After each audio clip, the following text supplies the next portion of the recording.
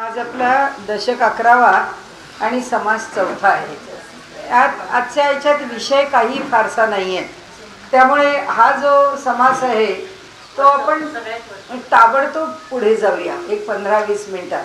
कारण विषय एकच आहे, सार आणि असार एवढा विचार करावा. समर्थ स्वतःच म्हणतात की मी जे सगळं मांडून झालेलं आहे तेच इथे पुन्हा एकदा मांडतो आहे, आणि त्यामुळे जे मांडलेलं आहे तेच मांडायचं. येत आहे, जे मांडलेलं आहे तेच मला पुन्हा मांडायचं आहे, पुन्हा पुन्हा मी मांडतो आहे. तर काही नाही, चंचळ आणि निश्चळ, सार आणि असार एवढ्या दोन संकल्पना पुन्हा एकदा ते तिथे त्या 27-28 ओव्यांमध्ये सांगून गेलेले आहेत. आणि विशेष मोठा विषय असा काही त्यामध्ये नाही आहे, तर आपणही त्याच्यावर फार स्पष्टीकरणाची काही गरज नाही. तर इथे त्यांनी सार विवेक निरूपण असं म्हटलं आहे की सार आणि असारातलं सार घ्यावं, विवेक आणि अविवेकातला विवेक घ्यावा, त्याकरता मी पुन्हा एकदा निरूपण करतो आहे, अशी त्यांची धारणा आहे इथे. तर श्रीराम ब्रह्म म्हणजे निराकार, गगनासारिखा विचार, विकार नाही निर्विकार तेची ब्रह्म. आत्तापर्यंत आपण अनेक वेळा बघितलं की आकाशासारखं नभासारिखे रूपया राघवाचे, मनाच्या श्लोकात सुद्धा त्यांनी म्हटलेलं आहे की माझा राघव कसा आहे, नाहीतरी नभ म्हणजे आकाश आणि परमात्मा यामध्ये किती साम्य आहे, किंवा दोघांची तुलना करता आपल्याला परमात्मा किंवा परब्रह्म कुणासारखं आहे हे सांगायची वेळ आली तर अगदी सगळ्यांनी तत्त्वज्ञानाच्या भाषेमध्ये नभासारखं असं म्हटलेलं आहे. आणि आकाशामध्ये जेवढे गुणधर्म आहेत ते सगळे भगवंताच्या ठिकाणी म्हणजे परब्रह्माच्या ठिकाणी आहेत. फक्त एकच आहे, तो चैतन्यमय आहे, आकाश जड आहे, एवढा एकच फरक आहे. आणि म्हणून ते इथे सांगतात की ब्रह्म म्हणजे निराकार, ज्याला आकार नाही असं ब्रह्माचं स्वरूप आहे. गगनासारिखा विचार, ते विचार करायला गेलो आपण तर आकाशासारखं आहे असं साम्य धरून त्याच्याकडे पाहावं. नंतर विकार नाही निर्विकार, ते निर्विकार आहे, कोणतेच विकार म्हणजे बदल घडत नाही, त्याच्यामध्ये बदल संभवत नाही, तेची ब्रह्म. ब्रह्म म्हणजे निश्चळ, अंतरात्मा तो चंचळ. जे परब्रह्म आहे ते काही आमच्या हृदयात निवास करून नाही आहे, आमच्या हृदयात जो निवास करून आहे तो चंचल आहे. तो चंचल आहे म्हणजे तो ईश्वर आहे, तो परमात्मा नाही, तो आत्मा आहे किंवा तो साक्षी आहे. काय त्याला नावं जी द्यायची असतील ती आपण देऊ शकतो. त्याप्रमाणे ते म्हणतात की अंतरात्मा तो चंचळ, हा जो आमच्या हृदयामध्ये निवास करणारा आहे तो अंतरात्मा चंचल आहे. द्रष्टा साक्षी केवळ, त्यांनी ही नावं घेतलेली आहेत. त्याला द्रष्टा म्हटलं आहे, त्याला साक्षी म्हटलं आहे. केवळ बोली जे तया, त्याला एवढंच म्हणता येतं की तो द्रष्टा आहे, तो साक्षी आहे, तो अंतरात्मा आहे, तो ईश्वर आहे, तो आत्मा आहे, एवढं म्हणता येईल म्हणाले. तो अंतरात्मा म्हणजे देव, त्याचा चंचळ स्वभाव. ज्या देवतांची आपण जे पुराणं लिहितो, ज्यांच्या कथा वाचतो, ज्यांची वर्णनं करतो, ते जे सगळं देवता स्वरूप आहे ते देवता स्वरूप म्हणजे हा चंचळ परमात्मा आहे. हा चंचळ, त्याला आम्ही देव म्हणतो. राम हा देव म्हणून पूजा करायला लागलो की जे त्याचं स्वरूप आहे ते सगळं ज्या प्रकाराने आम्ही पाहतो ते देव आहे. आणि मग परब्रह्म कोणतं आहे तर समर्थ म्हणतात की त्यातला तो आत्माराम. आत्माराम म्हणजे तो माझा राम जो केवळ आत्मस्वरूप आहे, माझ्या हृदयात राहतो तो राम नाही, जो परब्रह्म स्वरूप आहे तो आत्माराम. आणि म्हणून ते म्हणतात पाळीत आहे सकळ जीव अंतरी वसोनी, सगळ्या जीवांच्या आत बसून म्हणजे आमच्या हृदयामध्ये बसून तो आमच्या सगळ्यांचं संरक्षण करतो आहे. आणि म्हणून तो ईश्वर आहे, सगळ्यांचं पालन करतो आहे. म्हणून त्या वेगळे जडपदार्थ ते विड देह व्यर्थ, तेनेची कळे परमार्थ सकळ काही. त्या एका चंचळाच्या शिवाय सगळे पदार्थ जे आहेत ते जड आहेत. म्हणजे तो एकटा एक चंचळ आहे, बाकी सगळं काही जड आहे. हे एक झालं. त्याच्याशिवाय देह व्यर्थ आहे हे तर आपल्याला माहीतच आहे की तो जोपर्यंत देहात आहे तोपर्यंतच त्या देहाला काही अर्थ आहे, अस्तित्व आहे. तो देहात नाही त्यावेळी हा देह पण इतर जड पदार्थांच्या प्रमाणे जडच आहे. तेथेची कळे परमार्थ. आणि म्हणाले इथे या जेव्हा चंचळ निवास करत आहे तेव्हाच परमार्थ कळतो. म्हणजे इथे त्यांनी एक चांगला विषय मांडून ते पुढे गेलेले आहेत की जे चंचल म्हणजे परमात्म्याचं किंवा जे देवतेचं स्वरूप आहे, साक्षी भावानी जे आमच्या हृदयात आहे, ते गाढवाच्या पण हृदयात आहे, ते मांजरीच्या पण हृदयात आहे, पण त्याच्या ठिकाणी ते विकसित रूपामध्ये नाही आहे. त्यामुळे त्याला ते परमात्म स्वरूप समजणार नाही. भगवंतांनी आमच्या ठिकाणी विकसित स्वरूपात म्हणजे कसं ठेवलं आहे की त्यांनी आम्हाला बुद्धी दिली आहे त्याला जाणण्याकरता. आणि म्हणून गीताकारांनी पुन्हा पुन्हा म्हटलं आहे की बुद्धियोगम ददाम्यहम, म्हणून मी आपल्याला बुद्धी देतो. म्हणजे जेव्हा भक्त विचारतो की भगवंता तू आमच्याशी प्रतिक्षणी संवाद कसा साधतोस, भगवंत म्हणतो मी साधतो. कसा साधतो तर मी तुला योग्य तो विचार, योग्य ती बुद्धी देतो. त्याकरताच हा समास आहे की आम्हाला आमच्या ठिकाणी चांगला विचार निर्माण व्हावा, आमची बुद्धी योग्य प्रकाराने कार्यरत असावी असं वाटलं, आम्ही चांगल्या संस्कारात राहिलं पाहिजे, चांगल्या विचारात राहिलं पाहिजे. आणि म्हणून प्रपंचामध्ये आमच्या मुलांना आता काय, आम्ही आमच्या आयुष्यात पुष्कळ कष्ट केले, आता मुलांच्याकरता आम्हाला काही करायचं नाही. आता आम्ही जरा आयुष्य एन्जॉय करतो. एन्जॉय करणे हे जे काही आहे किंवा जीवनाची मजा घेऊ नका असं कोणीच म्हटलेलं नाही आहे, परंतु मनुष्य आयुष्यात कधीही प्रवृत्ती सांभाळताना किंवा जीवनात आयुष्याचा आनंद घेताना निवृत्तीला बाजूला सारू शकत नाही, परमार्थाला बाजूला सारू शकत नाही. प्रपंच आणि परमार्थ त्याला बरोबरीनेच करावा लागतो. प्रपंचामध्ये तो अधिक गुंतलेला असेल तर परमार्थ त्याच्या पार्श्वभूमीवर आहे, तो परमार्थात विशेषत्वानी असेल तर त्याचं अधिष्ठान प्रवृत्ती आहे, त्याचं अधिष्ठान लौकिक जीवन आहे. त्यामुळे एकमेकांना सोडून एकमेक घडतं असं कधी होत नाही. म्हणून ते इथे सांगतात की देहाशिवाय परमार्थ करणं शक्य नाही आणि आमचा देह अधिक विकसित आहे म्हणून या देहाला परमार्थ करणं शक्य आहे. म्हणून कर्ममार्ग, आता त्यांनी सांगितलं परमार्थ कळण्याकरता मार्ग कोणते, कर्ममार्ग, उपासना मार्ग, ज्ञानमार्ग, सिद्धांत मार्ग, प्रवृत्ती मार्ग, निवृत्ती मार्ग, देवची चालवी. आमच्या हृदयात बसून परमार्थ जो आहे तो परमात्माच चालवतो, परमेश्वरच चालवतो, ती देवताच चालवते हृदयामध्ये राहून. आणि म्हणून चंचळे विण निश्चळ कळेना, आम्हाला जोपर्यंत सगुण मूर्ती कळत नाही, जोपर्यंत त्याची उपासना कळत नाही, त्याच्याविषयी भक्ती निर्माण होत नाही, तोपर्यंत आम्हाला निर्गुणाचा प्रांत कळू शकत नाही. चंचळ तरी स्थिरावेना ऐसे हे विचार नाना बरे पहा. चंचळाशिवाय निश्चळ कळत नाही आणि चंचळ हे शाश्वत असत नाही, निश्चळ हे शाश्वत आहे, चंचळ हे अशाश्वत आहे. चंचळ निश्चळाची संधी तेथे भांबावते बुद्धी. चंचल आणि निश्चल ज्या ठिकाणी एकत्र येतात किंवा हा प्रांत चंचलाचा आहे, हा प्रांत निश्चळाचा आहे असं जर म्हटलं तर ते म्हणतात चंचळातून निश्चळात जाताना जो संधी आहे त्या संधीवरती शून्य आहे. काहींनी तर तत्त्वज्ञानामध्ये म्हणजे नाथ संप्रदायामध्ये ज्ञानेश्वर महाराजांनी तर त्या परमात्म्याला महाशून्य असंच म्हटलेलं. हे जे शून्य आहे हे टाकायचं शून्य आहे आणि ते जे महाशून्य आहे ते प्राप्त करून घ्यायचं शून्य आहे. असो, इथे फक्त तत्त्वज्ञानाच्या मांडणीमधला एक विषय आपल्यापुढे ठेवावा या भूमिकेतून त्यांनी हा विषय ठेवलेला आहे की चंचळ सुटलं आणि निश्चळ प्राप्त होतं, त्या संधीच्यामध्ये शून्य असतं. ते जे शून्य आहे त्याची चर्चा त्यांनी आत्मारामात केली आहे.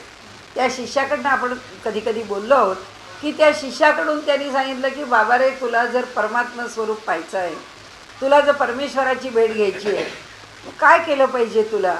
तर त्यांनी सांगितलं की मला हे पाहिजे खरं, पण हे सगळं अवघड आहे. म्हणाले हो, अवघड तर खरंच आहे. तुला अगदी श्रवण जे करावं लागेल ते जीवाचे कान करून अगदी पाचही प्राण तुझ्या कानात गोळा करून तुला श्रवण करावं लागेल. करीन म्हणाले. मग त्यांनी सांगितलं की तुझ्याजवळ जे जे आहे त्यातलं काय काय तुझं आणि कायम टिकणारं आहे आणि तुझ्याजवळ जे आहे त्यातलं कायम न राहणारं काय आहे याचा विचार कर. हो म्हणाला, करतो.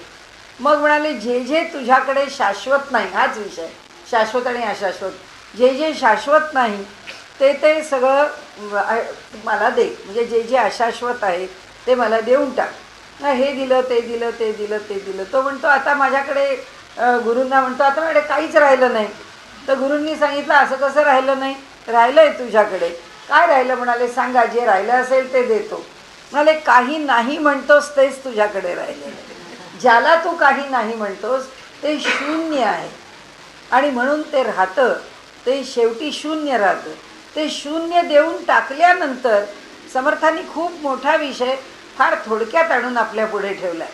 ते म्हणाले की जे शून्य आहे त्या शून्याच्या पलीकडे निर्गुण आहे. निर्गुणाचा प्रांत हा शून्याच्या पलीकडे आहे. त्यामुळे तू मला शून्य दिलंस की मग तुझा प्रवेश निर्गुणात होईल आणि मग तो निर्गुणात जाईल. म्हणून इथे ते सांगतात चंचळ निश्चळाची संधी. ते दोघं जिथे जोडले जातात त्या संधीच्या इथे काय असतं तर तिथे असतं ते शून्य असतं. म्हणाले इथे तेथे भांबावते बुद्धी. त्या शून्याच्या ठिकाणी काय वाटतं, हेच परमात्म्याचं स्वरूप आहे.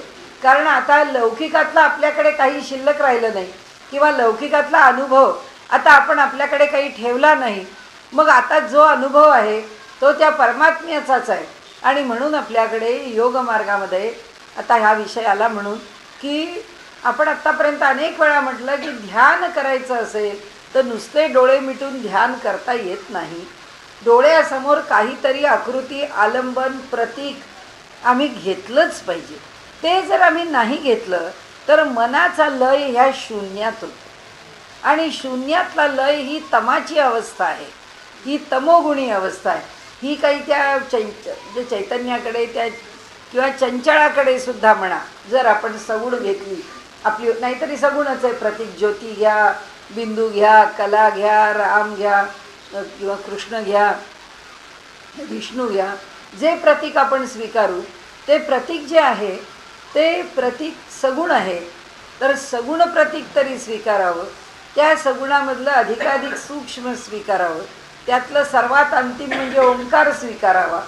यातलं काहीही स्वीकारायचं नाही आहे. योगाच्या मार्गाने जायचं आहे तर श्वासावरती मन केंद्रित करावं.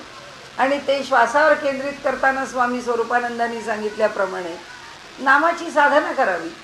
जे नाम आम्ही घेतो त्या नामाच्या बरोबर आमचा जो प्राणायाम आहे किंवा श्वासोच्छ्वास आहे तिथे काही 6 अहम सोहमच पाहिजे असं काही त्यांचं म्हणणं नाही आहे.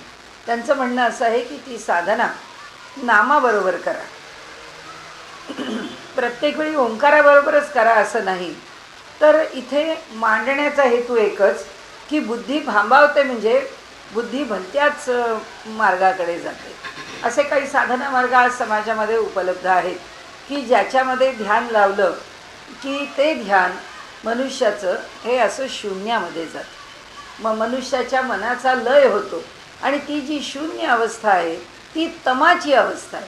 त्यामुळे डोळे मिटून बसलं आणि काही करावं लागलं नाही की एक जी बधीर स्थिती येते ती बरी वाटते माणसाला, कारण ती तमोगुणाची स्थिती आहे. आणि त्या स्थितीत मनुष्य जो जो बसायला लागेल तो हळूहळू त्या ध्यानाचे प्रतिकूल परिणाम जाणवायला लागतात.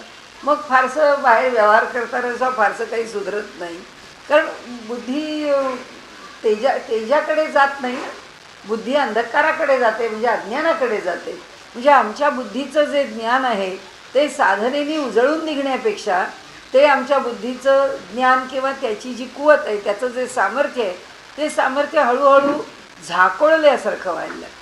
कारण तमोगुणाच्या प्रभावात ते येतं आणि तमोगुणाच्या प्रभावामध्ये ते जेव्हा झाकोळायला लागतं तेव्हा आमच्या ठिकाणीसुद्धा सत्वरज तमाचा प्रतिक्षणी खेळ चालूच आहे. प्रतिक्षणाला आहे की आत्ता या क्षणी आपण व्याख्यान देतो आहे, बोलतो आहे, तरीसुद्धा 2 दिवसाच्या धावपळीची, 10 दिवसाच्या गडबडीची तुमच्यावरती काही ना काहीतरी छाया पडलेलीच असते. ती जी छाया असते कधी तमोगुणाची असते, कधी रजोगुणाची. तुम्ही फार धडपड केली, इकडे धावलात, तिकडे धावलात, पळालात, कामं करत राहिलात की रजोगुणाचे होणारे परिणाम शरीरावर होतात. नाहीतर पुष्कळ झोप काढली, रात्रीची जागरणं केली, एका जागेवर बसून कष्टाची कामं केली, तमोगुणाचे परिणाम होतात. आणि मग शरीराला एका जागेवर, आपण म्हणतो एका जागेवर बसून बसून कंबर दुखायला लागली, एका जागेवर बसून बसून पाय दुखायला लागले, गुडघे दुखायला लागले, कोणाच्या टाचा दुखायला लागल्या, कोणाच्या पाठीला रग लागली.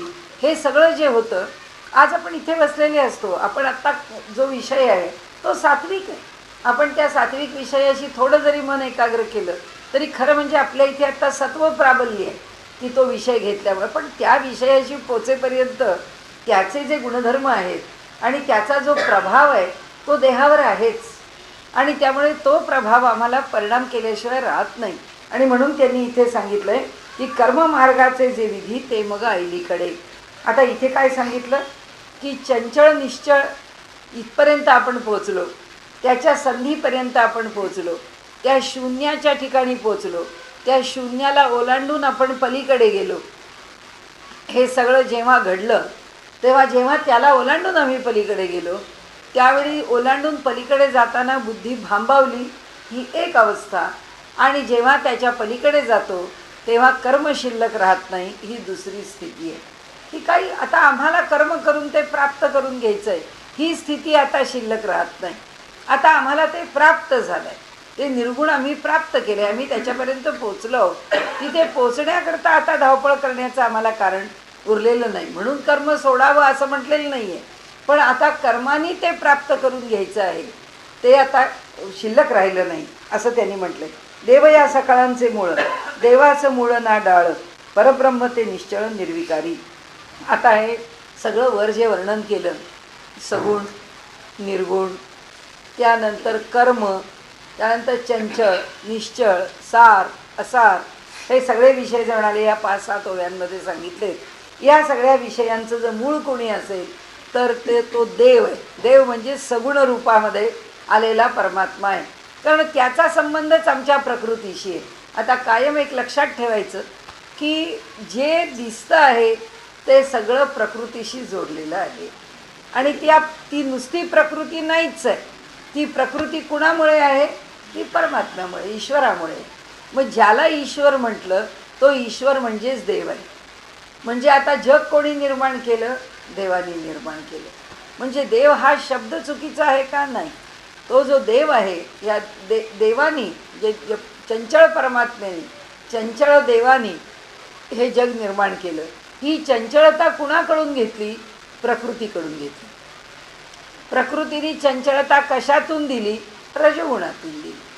म्हणजे लक्षात एवढंच ठेवायचं की हे त्रिगुण आहे, ह्या त्रिगुणांचं तारतम्य. आता ते तारतम्यानी म्हणजे कमी जास्त साम्यावस्थेला नाही, आता ते तरतम स्थितीला आलेले. पण ते तरतम स्थितीला आल्यामुळे तिन्ही गुण सारखे नाही आहेत. कुणातरी गुणाचा प्रभाव आहे, कुणातरी गुणाचा जो प्रभाव आहे त्या प्रभावाबरोबर उरलेले 2 गुण त्याच्यामध्ये समाविष्ट होतात. पण समाविष्ट झाले म्हणून आपले गुणधर्म सोडत नाही, ते आपापले गुणधर्म शिल्लक ठेवतात. म्हणजे आम्ही सात्विकतेने व्यवहार करायला लागलो, आणि म्हणजे हा सत्वगुण जो आहे तो ज्ञानाचं स्वरूप आहे. तो आम्हाला खूप सत्य अशा किंवा खूप योग्य अशा स्थितीपर्यंत नेईल. ती सत्वगुणाची घेऊन जाण्याची दिशा आहे, ते त्याचं सामर्थ्य आहे. त्यांनी त्या दिशेने आम्हाला नेलं. पण त्याच्याबरोबर जर शुद्ध तमोगुण नाही आला तर आमची ती स्थिती टिकणार नाही. म्हणजे आम्ही सत्वगुणात पोचलो तर ती टिकायला, आम्हाला स्थिर ठेवायला तो तमोगुण उपयोगाचा. मग हे तिन्ही गुण आहेत. हे तिन्ही गुण कसे आहेत? आता आपण आपल्यापुरता हा विषय सोडवून पुढे जायचा आहे. तो असा आहे की सार काय आणि असार काय. असारामध्ये पण 3 गुण आहेत, सारामध्ये पण 3 गुण आहेत. सत्वरजतम असारात पण आहे, सत्वरजतम सारामध्ये पण आहे. सत्वरजतम असारामध्ये कसं आहे? अज्ञानाने गुरफटलेलं आहे. म्हणजे आम्ही आता आम्हाला हे आवडतं, आम्ही अमुक एक करायला गेलो, आम्हाला हे खायला आवडतं म्हणून त्याच्याकरता धडपड करतो आहे. नाही, मला आवडतं ना मग मी करून खाते ते, किंवा मला आवडतं ना मग मी ते करणार. हे जे मनुष्याचं मी आहे की मी माझं मला माझ्या ठिकाणी, असं आम्हाला वाटतच नाही की ह्या देहाचे सगळे व्यापार करणारं हे चैतन्य नाही. मी ज्याला म्हणतो ते मी नावाचं माझं चैतन्य आहे, पण ते चैतन्य यातलं काहीच करत नाही. जे करतं आहे ते सत्व रज आणि तम हे करतं आहे. सत्वरज तम कसं करतं आहे? प्रत्यक्ष व्यवहार करून करत नाही, ते साक्षीला बसलेलं आहे, ते तिथे बसून राहिलेलं आहे. मग प्रत्यक्ष निर्मिती कोण करतं? 5 महाभूत. पुन्हा आपण तिथेच आलो. ही 5 महाभूत जी आहेत ही सत्वरज तमाच्या तारतम्याप्रमाणे वस्तू निर्माण करतात. आपण म्हणालो की आपल्याला पुरी करायची आहे, कोणी म्हणालं की घाला त्याला मोहन, आपण म्हणू नको एवढं ते तेल कशाला घालायचं, आम्हाला नको आहे, आम्ही गरम पुरी करून तळून खाणार, आम्हाला नाही खुसखुशीत झाली तरी चालेल. म्हणजे काय, म्हणजे ती पुरी खुसखुशीत होण्याकरता त्याच्यामध्ये तेलाचं कडकडीत मोहन घालणं, म्हणजे एक गुणधर्म त्याच्यामध्ये जेव्हा आम्ही घातला त्यावेळी तो गुणधर्म कशाकरता घातला, कारण त्याच्यामधला जो ह्या 5 महाभूतामधलं आकाशतत्व वाढावं म्हणून घातला. आकाशतत्व हलकं आहे, ती पुरी हलकी झाली पाहिजे, ती हलकी होण्याकरता आम्ही त्याच्यामध्ये ते मोहन घातले. आता इथे सत्वरज आणि तमामधलं आम्ही काय वापरलं त्याच्यामध्ये, आम्ही त्याच्यामध्ये तम वापरलं, कारण त्याच्यामध्ये ही पुरी आमच्या शरीराला जड होणार आहे. कारण इतकी तेलकट पुरी जर आम्ही खाल्ली किंवा त्यात जर तेल असलं तूप असलं तर ते शरीराला पचवायला जड आहे. जे जड आहे ते तमोगुणी आहे. म्हणजे पदार्थ ह्या जगामध्ये त्यांनी आपल्याला असं सांगितलं आहे की हे सगळं जे दृश्य निर्माण होतं आहे ते आपण आत्तापर्यंत जे सारखं म्हणतो ना, 8 प्रकृती 8 अंगांनी, आणि आपण पाठ करून टाकलेलं आहे 5 महाभूत आणि 3 गुण, हे मिळून ही प्रकृती निर्माण होते. आता हे 3 गुण सारखे त्याच्याबरोबर धावतात का नाही धावत, हे जे 5 महाभूत आहेत ही सारखी व्यवहार करतात. मग ती पुरी करायची तर कणकेची करायची का मैद्याची करायची का कणिक मैदा रवा मिक्स करायचं का मैदा जास्त कणिक कमी, हे सगळी जी कॉम्बिनेशन्स आहेत हे काय आहे, हा प्रकृतीचा खेळ आहे. आपण पण तोच खेळ करतो या जगामध्ये. जे आम्ही निर्माण करतो किंवा सृष्टी जे निर्माण करते त्याच्यापेक्षा आम्ही काही वेगळं करत नाही, आम्ही तेच करत असतो. आमचा रोजचा स्वयंपाक करतो, आम्ही रोजची कामं करतो, जी कामं आपल्या अंगावरती घेतो त्या प्रत्येक कामाचा विचार केला तर त्या ठिकाणी ती 5 महाभूत आहेत.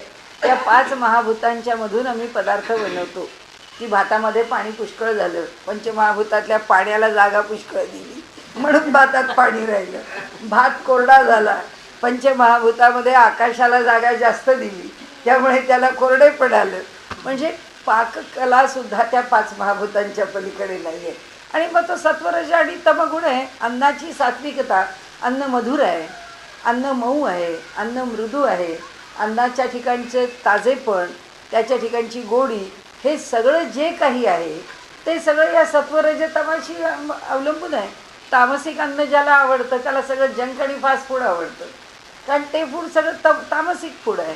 अशा प्रकारे ह्या कशाचाही विचार केला तर समर्थ सांगतात आपल्याला की सार विचारात घ्या त्याच्यामधलं, की आता खरं सार काय आहे, खरा विवेक काय आहे, की आपल्या शरीराला जे योग्य आहे अन्न त्याचा स्वीकार करावा, हे खरं त्याचं मतितार्थ आहे.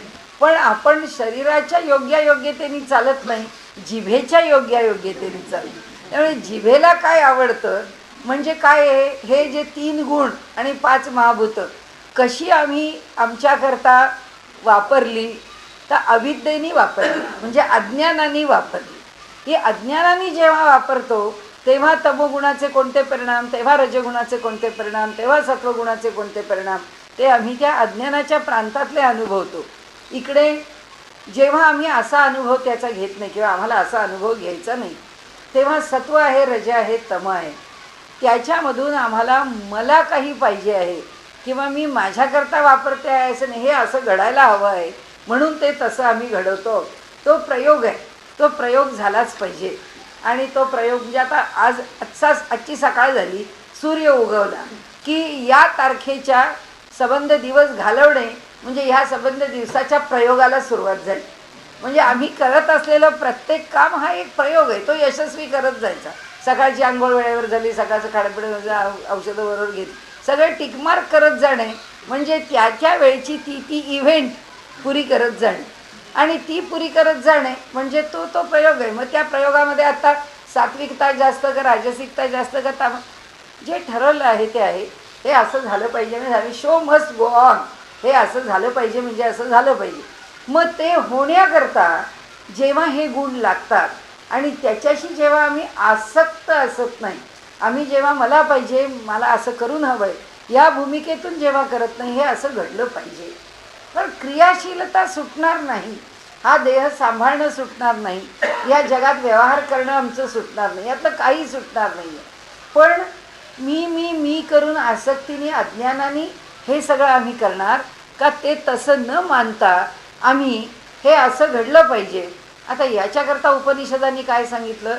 हे प्रिय आहे म्हणून करतो आहे आणि हे श्रेयस्कर आहे म्हणून करतो. म्हणून श्रेयस आणि प्रेयस अशा दोन गोष्टी सांगितल्या. जेव्हा श्रेयस्कर पातळीवर ते जातं ना, तेव्हा तो जो तमोगुण आहे तो अज्ञान देत नाही, तेव्हा तो शुद्ध तमो उभा राहतो. म्हणजे आम्ही ध्यानाला बसलो तर आता लोक म्हणजे कुणी असं म्हणतं की लोकांना असं वाटतं की अहो ध्यानाला बसलं की मन लागत नाही, मन चंचल होतं. मन चंचल होतं म्हणजे काय? मन राजसिकतेमध्ये जास्त अडकतं. मग मन कशात अडकलं पाहिजे? तमोगुणामध्ये. मग आपण आहोत तमोगुण तर वाईट आहे? वाईट नाही आहे. शुद्ध तमोगुण हा आम्हाला स्थिर करणार आहे. शुद्ध तमोगुणामध्ये आम्ही स्थिर होतो. म्हणजे शुद्ध तमोगुणाची आम्हाला आवश्यकता आहेच, शुद्ध रजोगुणाची आम्हाला आवश्यकता आहे. प्राणायाम कसा करणार? श्वासोश्वास कसा घेणार? रजोगुणाला क्रिया आहे, त्यामुळे आम्हाला ती क्रिया करायची असेल तर आम्हाला रजोगुणाची आवश्यकता आहेच आहे. आता सत्वगुण कशा करता पाहिजे?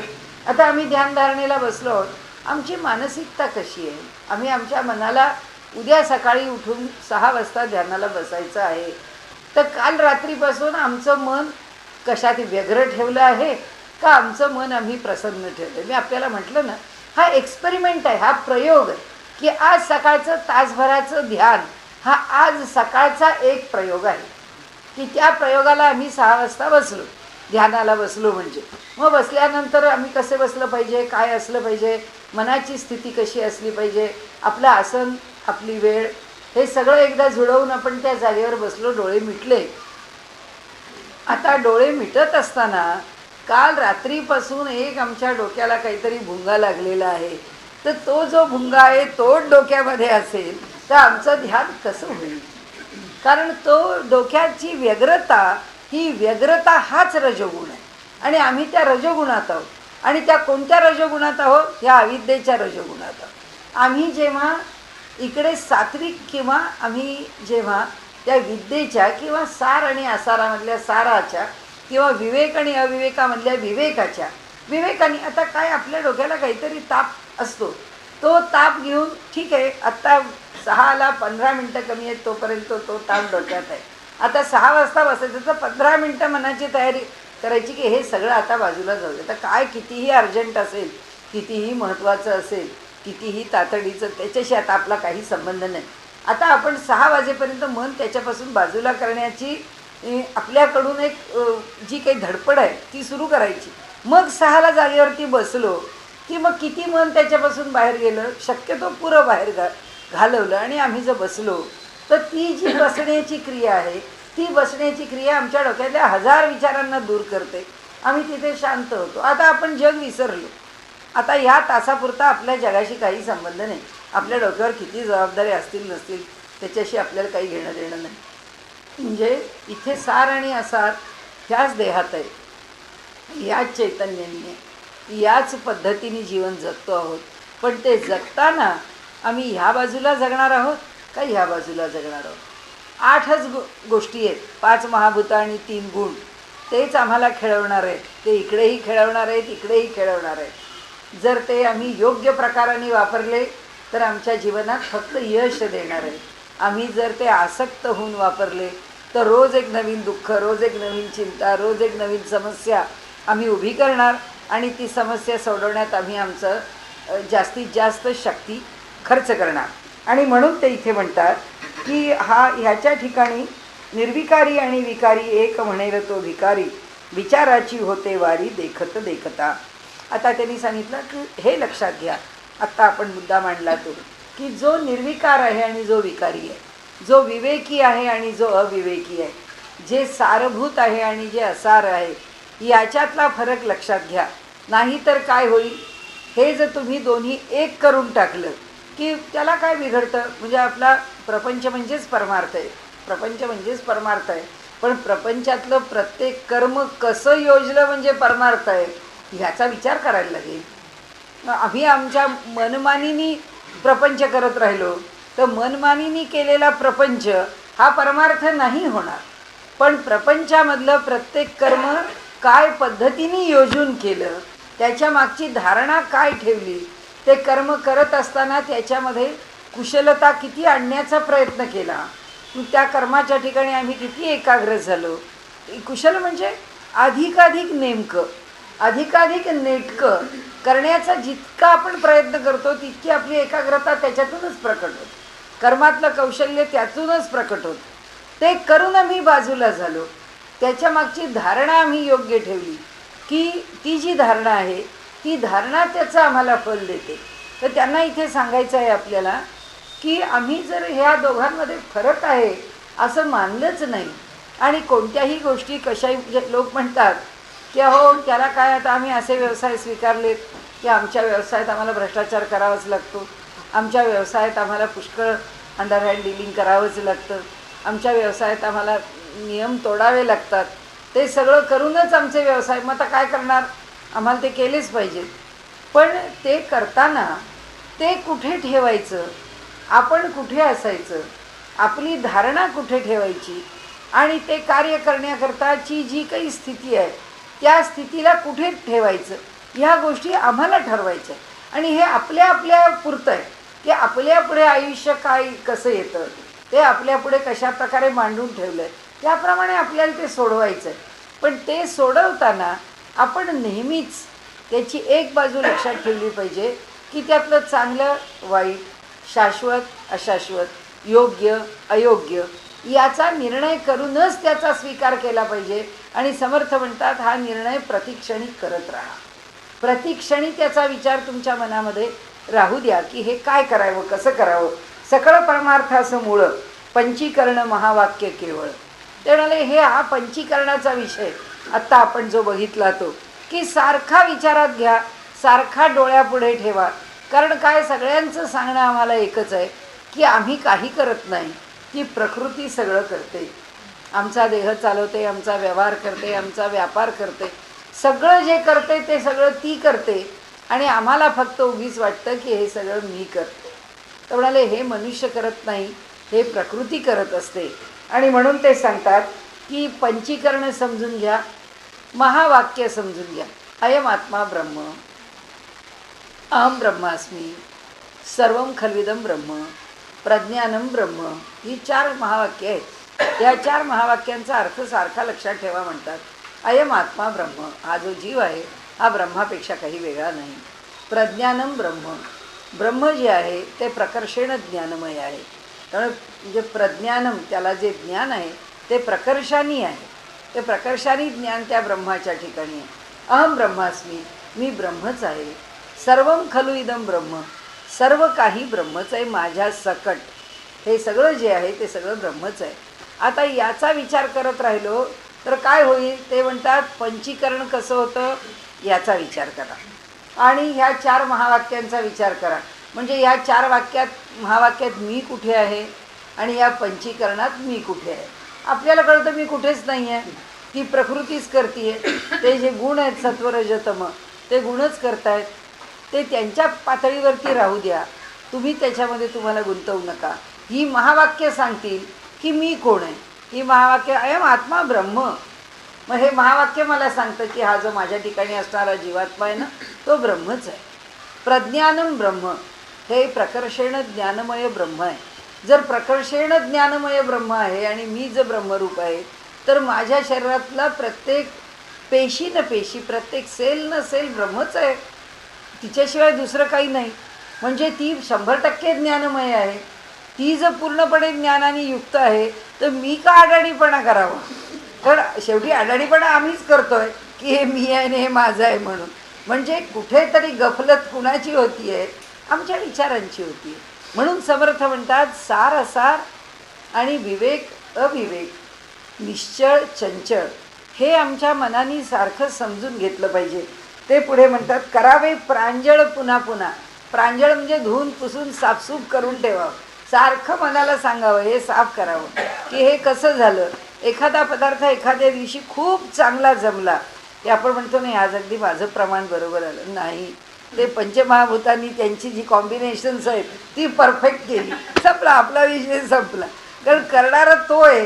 त्या पदार्थाला तो काय, जर पदार्थाला जो लुसलुशीतपणा हवा असेल, जर कुरकुरीतपणा हवा असेल, खुसखुशीतपणा जे हवं असेल ते काही आम्ही त्याच्यात जाऊन नाही केलं, ते सगळे पदार्थ आहेत त्यांचे, ते त्यांच्या मिश्रणाने झालेत, आम्ही काय केलं.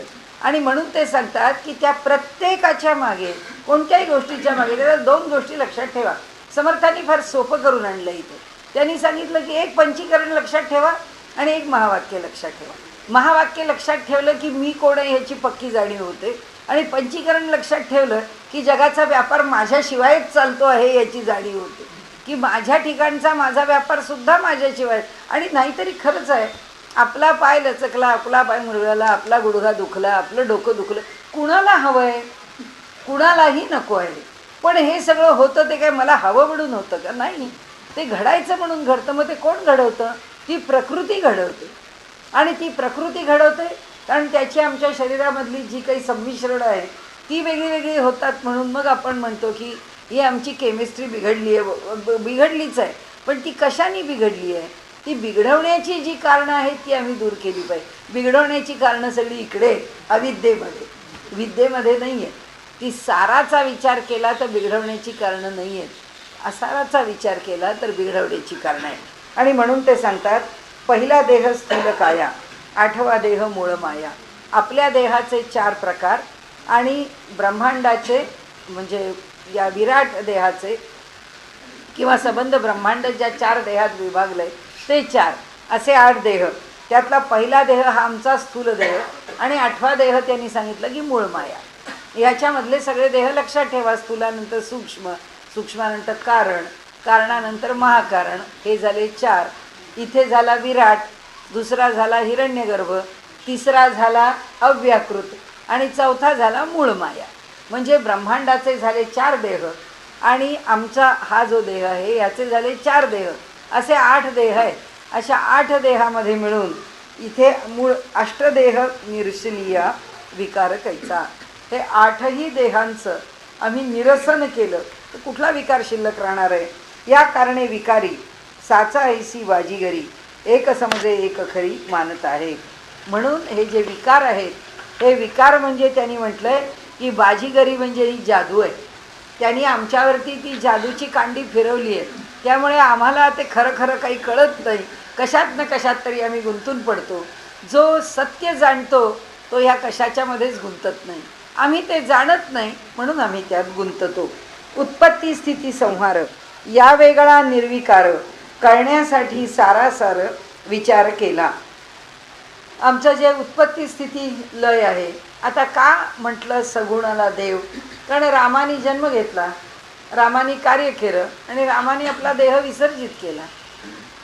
कृष्णानेही तसंच केलं, जन्म घेतला. या सगळ्या देवतांनी जन्म घेतलेला आहे. पण शेवटी तत्त्वज्ञानाच्या पातळीवर सगुणाची उपासना करताना आपल्याला ते देवाने जन्म घेतला आणि देवाने देह टाकला हे आपल्याला सहन होत नाही. म्हणून भगवंताचा हा लीला विग्रह देह असं आपण म्हणतो की ही त्याची लीला आहे. तो मूळ देहापासून वेगळा नाहीच आहे. हे भक्ताचा भाव आहे, हा शब्दाचा खेळ आहे. आणि त्याच्यामध्ये आपण असं म्हणतो की हा त्याचा लीला विग्रह देह आहे. म्हणजे भगवंत हे जग निर्माण करतो ही काय आहे? ही भगवंताची लीला आहे. लीला म्हणजे जसं आता इथे हात ठेवला, इथे हात ठेवला, काय आहे त्याच्यामध्ये? मला काही त्याच्यात रस आहे असं नाही, त्याच्यामध्ये कुठला हेतू आहे असं नाही, काही नाही आहे. एक मनुष्याची लकब आहे की ती लकब म्हणून मनुष्य काही काही करतो. ते करताना जसं विनासायास विना हेतू केलं जातं तसं भगवंत हे जग निर्माण करतो ते विनासायास आणि विना हेतू करतो. त्याला काही असा हेतू नाही की ही वस्तू आता अशी का निर्माण व्हावी. त्याला यातलं काही करायचं नाही. एकच गोष्ट आपण मान्य केली की त्याला जग निर्माण करायचं आहे. एवढी एक संकल्पना मान्य केली की पुढे सगळं प्रकृती करते. हे त्याला काही करावं लागत नाही. म्हणजे देवानी हे असं का केलं? देवानी यातलं काही केलं नाही. करते ती सगळी तिच्यावर त्यांनी सोपवून टाकलं. ते सगळं आपोआप होतं आहे. आणि म्हणून ते आपल्याला इथे सांगतात की उत्पत्ती स्थिती आणि लय हे कशाशी निगडीत आहे? त्या सगुण रूपाशी, त्या सगुण मूर्तीशी निगडीत आहे. पण भक्ती करता ती सगुण मूर्ती नष्ट होते हे आम्हाला भक्तीला सहन होत नाही. मग आम्ही काय म्हणतो? भगवान श्रीकृष्णचंद्राचा अवतार म्हणजे तो लीला विग्रह अवतार आहे. मग भगवंतांनी आपला विग्रह अवतार समाप्त केला आणि आपल्या मूळ रूपामध्ये प्रविष्ट झाले हे भक्ताला वाटतं. आम्ही सगळीकडे हेच मानतो का नाही? जगन्नाथपुरीला देवाचा मृत्यू आहे. देवाला सगळं करतात, जसं माणसाचं आहे तसं देवाचं आहे. मग त्यांनी पण सगुणाचीच भक्ती स्वीकारली, आम्ही पण स्वीकारली. पण त्यांनी सगुणाची भक्ती जसं माणसाचं तसं देवाचं म्हणून स्वीकारली, आम्ही पण स्वीकारली आहे. नाही तर देवाचे लग्न, देवाला मुलं बाळ हे काय प्रकरण आहे, पण आम्ही सुद्धा स्वीकारलेलं आहे. आणि हे सगळा त्याच्यामागे प्रपंच लावून दिलेला आहे. परंतु तिकडे एवढ्यावर थांबले नाही आहेत, त्या देवाची अंत्ययात्रासुद्धा निघते आणि देव हो, आणि मग पुन्हा नवीन दरवर्षी तयार होतं. आणि त्यामुळे सगळंच करतात की देवाची जी सगुण भक्ती आहे त्या भक्तीमध्ये सगळ्याचा स्वीकार केला आहे. म्हणजे शेवटी ती भक्ती करताना आम्ही काय स्वीकारायचं हा प्रश्न आहे. आणि म्हणून समर्थ म्हणतात की ज्याला देव म्हणून समोर कोणाड्यात ठेवला आहे त्या देवाचं यथार्थ रूप समजून घ्या आणि ते अखंड आपल्या मनामध्ये ठेवा. उपासनेला हेच रूप घ्या, पण ज्याची मी उपासना करतोय तो एवढ्या ठिकाणी अडकला आहे किंवा ह्या मूर्तीतच तो राहिला आहे असं मात्र कृपा करून समजू नका. म्हणून ते म्हणतात निर्विकार करण्यासाठी सारासार विचार केला. आम्हाला त्याचं निर्विकार, ह्या विकारांच्या पलीकडचं, विकार म्हणजे बदल, रूपांतर आम्ही स्वीकारलेली. एक गणपती तरी आमचा एका रूपातला आहे का? एका गल्लीत 25 ठिकाणी गणपती बसतो, त्या प्रत्येक गणपतीचं रूप वेगळं आहे. अगदी कॅडबरी चॉकलेट खाणाऱ्यापासून सगळे गणपती आहे. काय नाही म्हणजे गणपतीला दिलेलं आम्ही सगळं दिलेलं आहे. म्हणजे इतक्या रूपामध्ये देव आवडला तो स्वीकारला. मग आता हे त्याचं रूप आहे का ते त्याचं रूप आहे याचं भांडण नाही, भांडण नाही आहे. ते बरं वाटतं, यथा अभिमत ध्यानात व्हा, जे बरं वाटलं ते स्वीकारलं एवढंच, बाकी दुसरं काही नाही. पण मग तेच खरं गणपतीचं रूप आहे का तर म्हणाले ते नाही आहे हे कळून घ्या आणि ते खरं खरं कोणतं आहे हे लक्षात घ्या आणि त्या रूपावरती मन एकाग्र करा. ते पुढे म्हणतात सार दोन्ही एक, तेथे कैचा उरला विवेक. ज्याला सार आणि असार वेगवेगळा आहे असं वाटतच नाही, त्याच्या ठिकाणी विवेक कुठला उरला? परीक्षा नेणं ती रंक पापी करंटे. ज्याला काहीच बुद्धीमध्ये विकसित ज्याची झालेली नाही आहे, समर्थ म्हणतात त्याला परीक्षा कशी करावी हेच कळत नाही. जगामध्ये कोणती गोष्ट कशी पाहावी हेच त्याला कळत नाही. त्याला आपण आता काय करणार म्हणाले.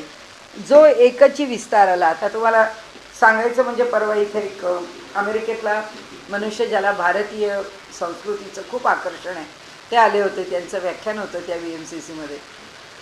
त्यांचं जे पुस्तक आहे त्या पुस्तकाचं नावच अमेरिकन वेद असं आहे. आता अमेरिकन वेद ह्या शब्दाचा अर्थ काय त्याला कळला तरी का, की वेद कशाला म्हणतात या शब्दाचा अर्थ त्याला कळला नाही. त्यांनी त्या पुस्तकात जो विषय मांडला आहे तो विषय असा आहे की अमेरिकेला भारतातल्या लोकांनी म्हणजे कोणत्या कोणत्या संगीतातल्या, नंतर नृत्य म्हणजे कलांच्या मधल्या का साहित्यामधल्या का परमार्थामधल्या का आणखीन कोणत्या कोणत्या क्षेत्र, जसे आता त्यांनी सगळं घेतलं आहे की आपली जेवण खाण्याची पद्धती त्यांना आवडलेली आहे, आपली जीवन जगण्याची पद्धती त्यांना आवडली आहे, आपली कुटुंब व्यवस्था त्यांना आवडली आहे. हे सगळं जे अमेरिकेने भारताकडनं उचललं आहे त्या पुस्तकाचं नाव त्यांनी अमेरिकन वेद असं नाव ठेवलेलं आहे. आणि त्या पुस्तकात त्यांनी अशा सगळ्या विषयांची, अगदी आमच्या अय्यंगार गुरुजींच्या फोटोपासून ते अगदी रविशंकरांच्या फोटोपर्यंत सगळ्यांचे फोटो त्या पुस्तकामध्ये आहेत. आणि या सगळ्यांनी आमच्या अमेरिकन जीवनावरती प्रभाव टाकला आहे असं त्या पुस्तकामध्ये म्हटलेलं आहे त्यांनी. तर आता वेद या शब्दाचा अर्थ काय, तो अमेरिकन वेद कसा, हे सगळं तुमची प्रवृत्ती तुम्ही ज्याच्यावरती उभी केली आहे यालाच जर तुम्ही वेद म्हणायला लागला तर त्या वेद शब्दाचा योग्य अर्थसुद्धा जर तुम्ही नाही घेतलात तर जे लिखाण आहे त्या लिखाणाला अर्थ काय किंवा त्याच्याविषयी आता योग्य अयोग्याचं काय. त्यांनी त्या दिवशी सांगत होते, म्हणाले तुम्ही मग आम्हाला प्रश्न विचारा की मी हे जे काही लिहिलं आहे हे तुम्हाला पटतं का नाही. आता पटतं का नाही पटतं याच्यावरती काय म्हणावं, कारण ज्या माणसाला बिचाऱ्याला वेद शब्दाचा अर्थ कळला नाही, वेदाचा विषय कशा करता आहे. आता अमेरिकन जीवन पद्धती करता जे इथून उचललं त्याला तुम्ही वेद म्हणता आणि परब्रह्माचं स्वरूप काय आहे हे जाणण्याकरता ज्याचं आलोडन अवगाहन, ज्याचं निरीक्षण परीक्षण करावं लागेल तो आमचा वेद आहे. आता तुमच्या इथे परब्रह्माची चर्चाच नाही आहे, तुमच्या इथे तुमच्या आयुष्यात कशाचा प्रभाव पडला आहे त्याला जर तुम्ही वेद म्हणायला लागला तर आम्ही त्याला कोणत्या दिशेने त्याचं परीक्षण करावं, कोणत्या दिशेने तो विषय विचारात घ्यावा. म्हणजे अवघड आहे हे जे सगळं. इथे परीक्षा कशी करावी परीक्षेचे ते निकष काय आहेत, वेदाचं वेद स्वरूप त्याला येण्याकरता त्या ग्रंथाला निकष काय आहे. मग आमच्या इथे अनेक ग्रंथांना आम्ही वेद म्हटलं असतं, आम्ही रामायणाला सुद्धा वेद म्हटलं असतं, आम्ही फक्त महाभारताला पंचम वेद म्हटलेलं आहे, दुसऱ्या कशाला म्हटलेलं नाही आहे 4 वेदांच्या पलीकडे. मग येईल त्या ग्रंथाला आम्ही वेद नाव दिलं असतं. असो, सांगण्याचा हेतू इथे एकच आहे की परीक्षा करता यायला लागते, परीक्षा करता आली पाहिजे की कसा विचार करायचा, कोणत्या पातळीवर विचार करायचा, कोणत्या पद्धतीने विचार करायचा. जो एकच विस्तारला तो अंतरात्मा बोलिला, नाना विकारी विकारला निर्विकारी नव्हे. जो एकची विस्तारला. आता अंतरात्मा कोण आहे, किंवा देव कोण आहे, किंवा साक्षी कोण आहे, ईश्वर कोण आहे, त्याची चर्चा करतात. म्हणजे तो एकटा एक सगळ्या ठिकाणी विस्तारलेला आहे, तोच एकटा विस्तारलेला आहे. आणि नाना विकारी विकारला, प्रज्ञा हत्तीच्या शरीरामध्ये तो हत्तीला उपयुक्त असं ज्ञान देणारा आहे, तर मुंगुसाच्या शरीरामध्ये त्याला, उंदराच्या शरीरामध्ये त्याला. आणि म्हणून जैनांचं तत्त्वज्ञानच असं आहे की ते म्हणतात की हा जो आत्मा आहे तो आत्मा हत्तीकरता एवढा मोठा होतो. म्हणजे त्यांच्या दृष्टीने आत्म्याला सगळ्यात दूर फिरावं लागतं आणि म्हणून त्या आत्म्याला तेवढा मोठा आकार घ्यावा लागतो. उंदराकरता तो लहान आकारामध्ये येतो. आणि म्हणून त्यांनी वेदातली जी वाक्य स्वीकारली आहेत, अणुरणीयान महतो मह्यान, की अणुपेक्षा स्व लहान आहे आणि महानापेक्षा स्व महान आहे. तर तो कसा आहे, प्रत्येक ठिकाणी वेगवेगळ्या प्रकारांनी लहान मोठा झालेला आहे असं त्यांनी स्वीकारलं आहे.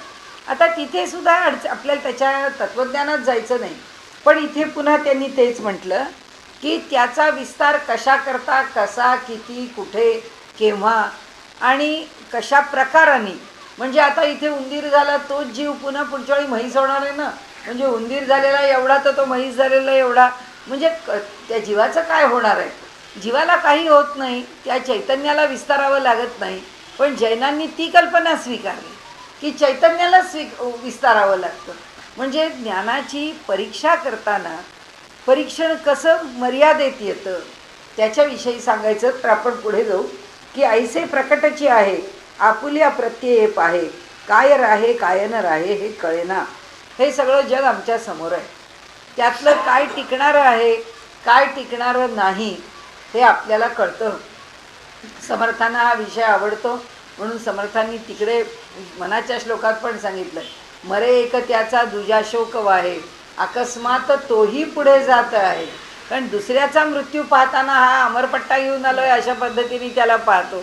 पण म्हणाले त्याला असं वाटत नाही की मृत्यू येत असेल, येतो तर तो सगळ्यांनाच येतो, तो मलाही येणार आहे, मी त्यातनं वगळलेला नाही आहे. पण मृत्यू बाकी सगळ्यांना येतो, मला येत नाही, ही धारणा मात्र मनुष्याकडे पक्की असते की मृत्यू आपल्याला स्पर्शणार नाही आहे, बाकीच्यांना स्पर्शेल. आणि म्हणून तेव्हा जे अखंड होत जाते, जे सर्वदा संहारते, रोकडे प्रचितीस येते जनामध्ये.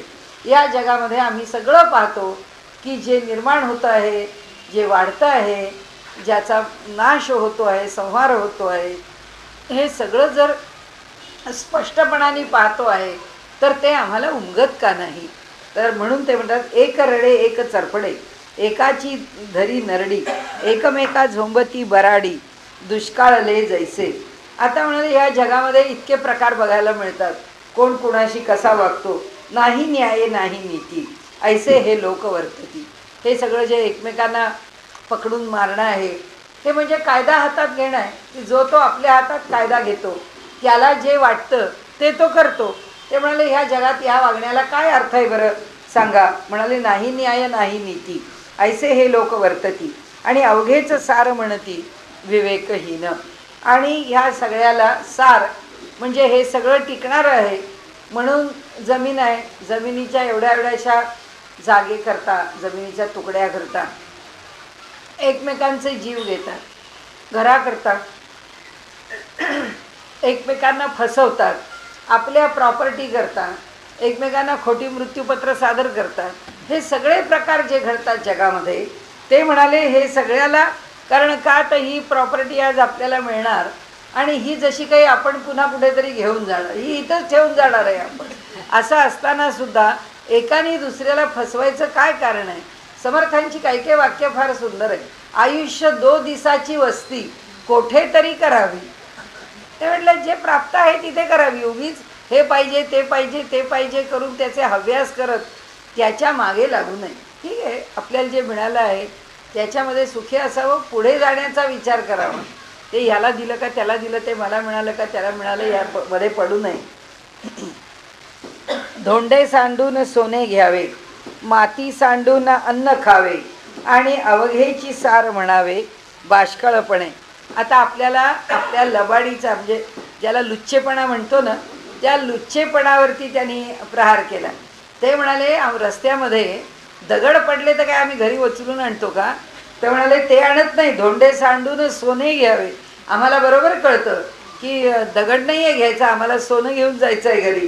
तसंच म्हणाले माती सांडून अन्न खावे. कुणी जर सांगितलं माती खाता, आम्ही खाणार आहे का? आम्ही अन्नच खाणार आहोत. आणि आपण मात्र बाकीच्या ठिकाणी तत्त्वज्ञानाची किंवा विचाराची वेळ आली की मग मात्र आपण काय म्हणतो? मग आपण तिथे मात्र असं म्हणतो की सगळं सारखंच आहे. मग सगळं सारखं आहे तर माती का खात नाही? सगळं सारखं आहे तर मग लॉकरमध्ये दगड का नेऊन भरून ठेवत नाही? तिथे सोनं का ठेवतो?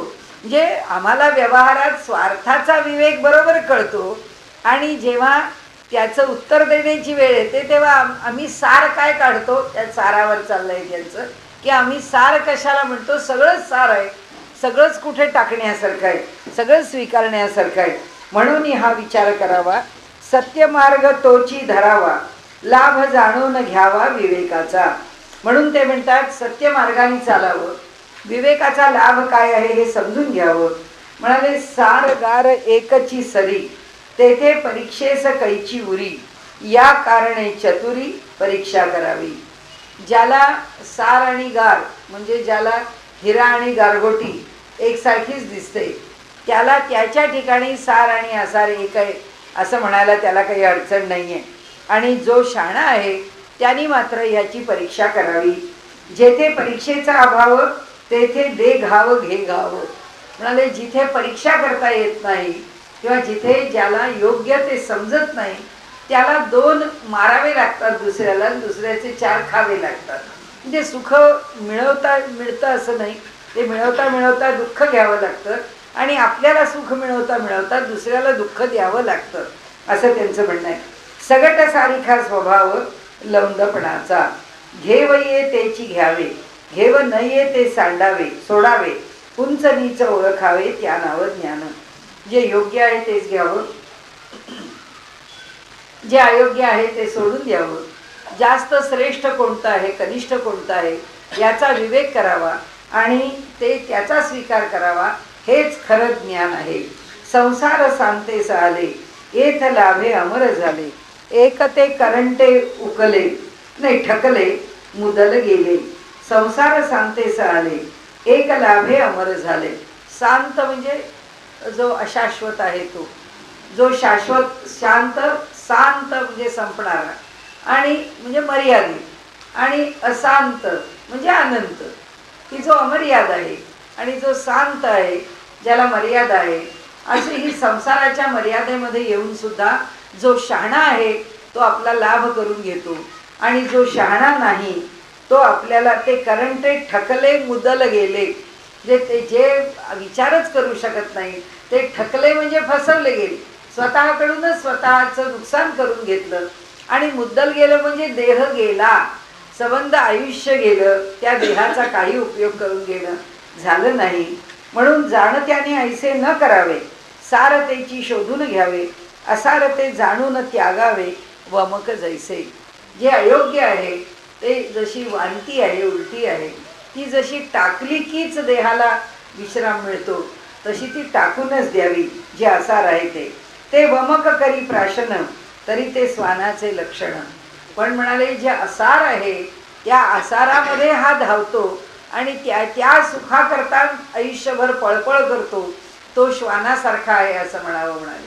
कारण एक श्वान असा आहे की जो आपलंच वमन आपल्याला घेतो. आपण पाहिलं तो कुत्र्याचं पोट बिघडलं की तो ते गवताच्या इथे जातो, ते गवत खातो, ते पुन्हा वमन करतो, पुन्हा ते खातो, पुन्हा उलट्या करतो, करत राहतो.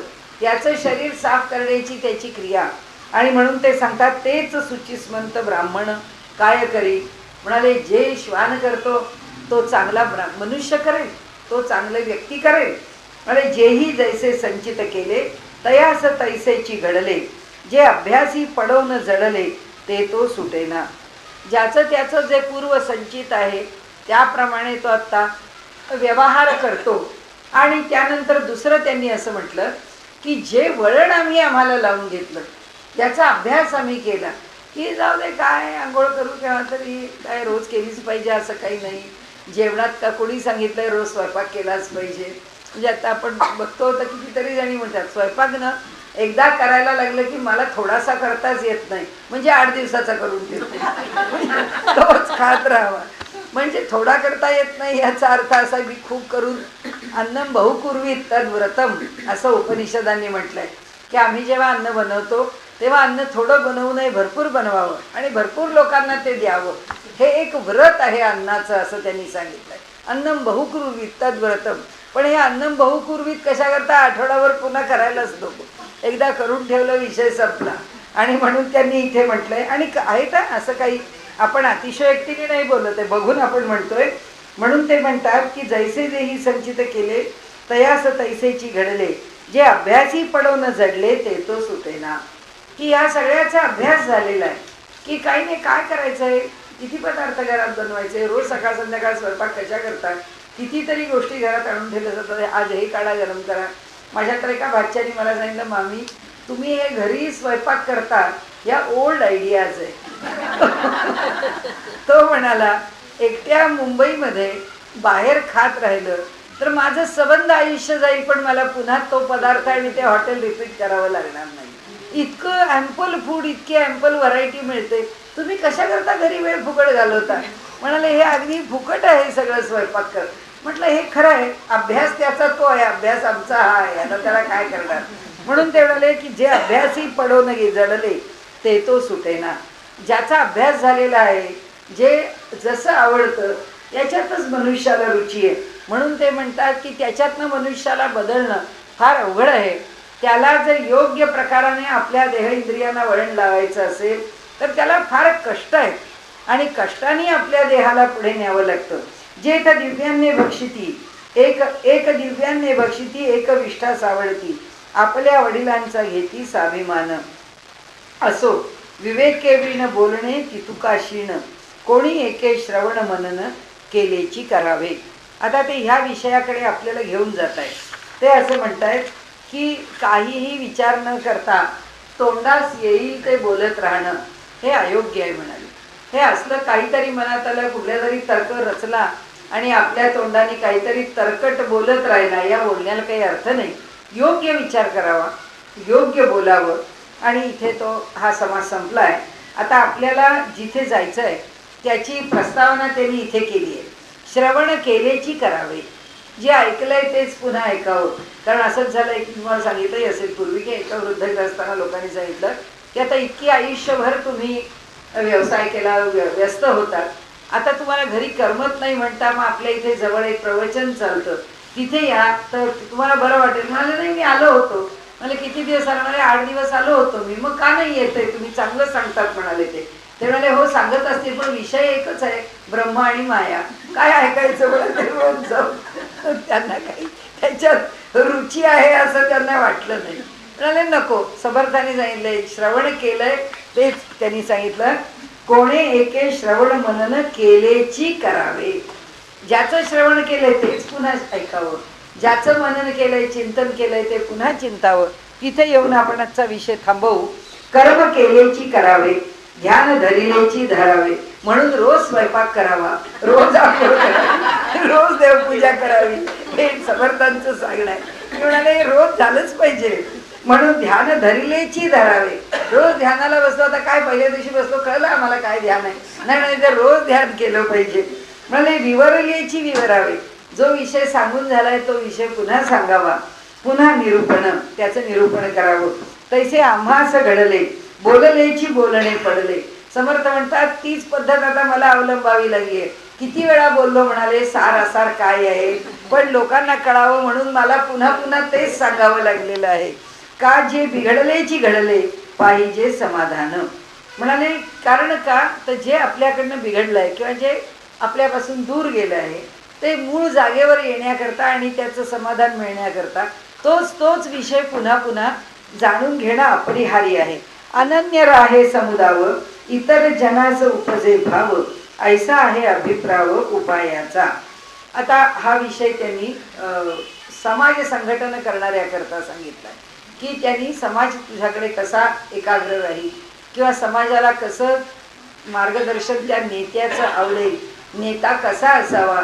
2 दिवस केजरीवाल टी व्हीवरती सगळ्यांनी उचललं. काल केजरीवालनं 2 टेम्परेचर म्हटल्याबरोबर आज सगळ्या पेपरनी म्हटलं की 1 दिवस धावपळ केली, अतिउत्साहात काम केलं, दुसऱ्या दिवशी हे आजारी पडली, झालं. सगळ्या पेपर.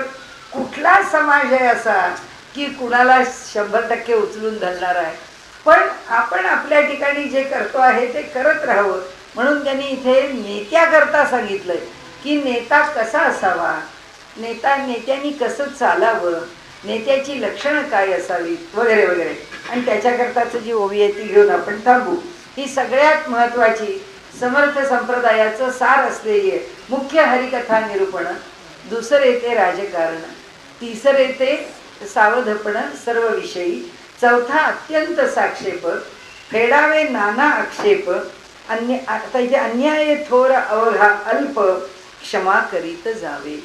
कुणाचाही कितीही मोठा अन्याय आपल्यावरती झाला तरी त्या अन्यायाची आपण क्षमा करावी, आपण त्या अन्यायाची वाच्यता करू नये. म्हणजे विषय ज्याच्यावर संपवायचा ती गोष्ट अशी आहे की दुसऱ्यांचे आपल्याला वैयक्तिक पातळीवरती अनुभवाला आलेले कितीही कठोर अन्याय असले तरी ते अन्याय विसरावेत आणि समाजाच्या पातळीवरती, सामाजिक पातळीवरती मात्र कोणतीही गोष्ट एवढी लहानशी सुद्धा चालवून घेऊ नये की ज्याच्यामध्ये आपल्या समाजाचं अहित आहे ते अहित स्वीकारू नये. वैयक्तिक पातळीवरती कितीही सहन करावं, सामाजिक पातळीवर लहानशी गोष्ट सुद्धा सहन करू नये, कारण ती गोष्ट सगळ्या समाजाचं नुकसान करते. आणि वैयक्तिक पातळीवरती ते सहन करत गेल्याने आपली तितिक्षा वाढते. आपल्या ठिकाणी आपण आता पाहतो हल्लीच्या सिरियलमधलं, आता कोणीचाच विषय वाढतो, पण हल्लीच्या सिरियलमध्ये कुणालाही घडलेली कोणतीही गोष्ट तिथे थांबवता येत नाही. ते ज्या प्रकाराने दाखवतात की झालेला कोणताही अन्याय सुद्धा असतो नसतो, पण मनाविरुद्ध घडलेली गोष्ट मान्यच करायला कोणी तयार नाही. आपण जर त्या सगळ्या सिरियल्स पाहत चाललो तर लक्षात त्याचं कारण आहे की याच्यामधून म्हणजे जगभरामध्ये जे काय एक वाच वाढत जातं. पण अगदी तुम्हाला सांगते की एक इथे अमेरिकन मनुष्य होता आलेला आणि खरा तो अमेरिकेत राहणारा पण अगरवाल आडनावाचा, भारतामध्ये येऊन त्यांची व्याख्यानं होती, रोजची व्याख्यानं होत असत. लक्षात असेल आपल्या तर 4-5 वर्षापूर्वी असा खूप मोठा पाऊस पडला की ज्या पावसाने संबंध महाराष्ट्र बंद होता आणि इलेक्ट्रिसिटी नाही, काही नाही. अशा स्थितीमध्ये त्यांच्या व्याख्यानाला येणाऱ्या लोकांची संख्या 400 होती. आणि ते म्हणाले आता हे सगळे दिवे नाहीत, पाऊस एवढा, कसे लोक इथे येतील. पण आपल्याला तर जाणं भागच आहे कारण आपलंच व्याख्यान आहे. ते तिथे आलेले होते. पिन ड्रॉप सायलेन्स, 400 लोक हजर होती. तो म्हणाला हे फक्त भारतामध्ये घडू शकतं, हे परदेशात नाही. त्यांना नुसतं पाऊस पडला तरी तिथे केऑस झालाय असं वाटेल. हे दिवे नाही म्हटल्यावर तर ते इतके पावसाळून आणि गोंधळून जातील की त्यांना कसं वागावं ते कळणार नाही. कारण काय आहे की हा सवय कुठल्याही आलेल्या प्रतिकूलतेला ताबडतोब तोंड देण्याकरता असणारी जी तडजोड आहे ती आमच्या जीवनात जितकी आहे ती आता आम्ही हे सगळं बघून घालवायला लागलो.